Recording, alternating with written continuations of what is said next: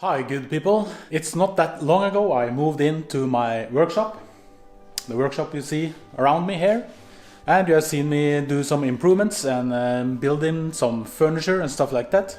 But now I'm moving. I got myself another location, another workshop somewhere else. It's a bit bigger than this one. Not much, but a few square meters. And it has a lot better access where I can drive the car all up into the workshop and unload and load things easy.